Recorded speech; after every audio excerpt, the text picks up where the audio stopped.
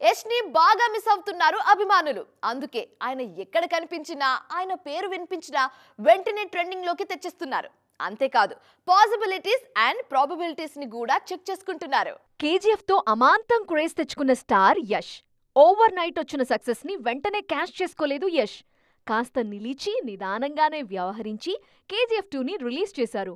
ఆ cinema bumper success కావటంతో same ఫార్ములాని repeat చేస్తున్నారు. కేజీఎఫ్ 2 తర్వాత ఆచితూచి ఆయన సెలెక్ట్ చేసుకున్న స్క్రిప్ట్ టాక్సిక్.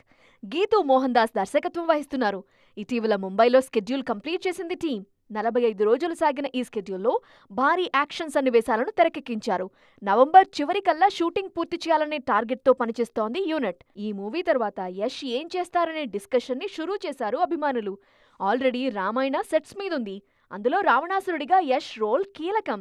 ఓవైపు రావణాసుర క్యారెక్టర్, ఇంకోవైపు ఆ మూవీ ప్రొడక్షన్ బాధ్యతలతో తలమునకలవుతారు రాకీ భాయ్.